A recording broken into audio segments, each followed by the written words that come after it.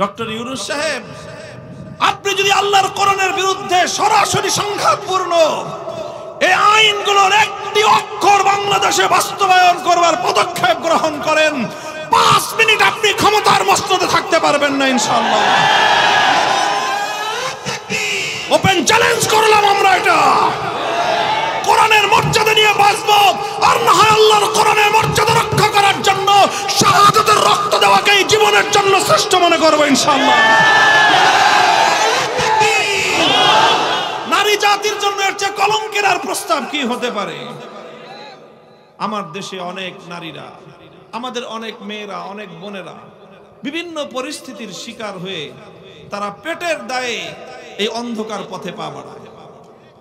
কোন নারী স্বেচ্ছায় আনন্দে এই ভয়ঙ্কর জঘন্য অস্বস্তি এবং এই অন্ধকার পথে কোন নারী কোনোদিন পা বাড়ায় না।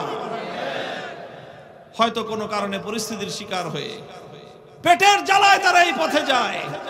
রাষ্ট্র এবং সরকারের দায়িত্ব ছিল এই সকল অন্ধকার পথের সকল আমার মেয়েদেরকে, আমাদের বোনদেরকে অন্ধকার পথ থেকে ফিরিয়ে এনে স্বাভাবিক জীবন যাপন করবার মতো ব্যবস্থা করে তাদেরকে সমাজে পুনর্বাসন করা।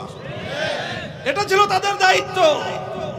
এদেশের আলেম সমাজ সে কাজটাই করে এবং আমরা সেটাই করতে চাই। বাংলাদেশে যত যৌনকর্মী রয়েছে, যত পতিতা রয়েছে, তাদেরকে সসম্মানে সমাজে পুনর্বাসন করা হোক।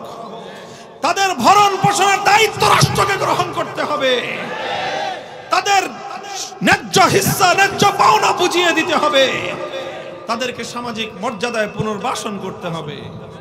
এটা ছিল সমাজ এবং রাষ্ট্রের দায়িত্ব। সেটা না করে ঘর রং করার সকল সমাধান এখন এক জায়গায়। Madina paint centre, Yunus mansion, Lalbazar, Akhaura.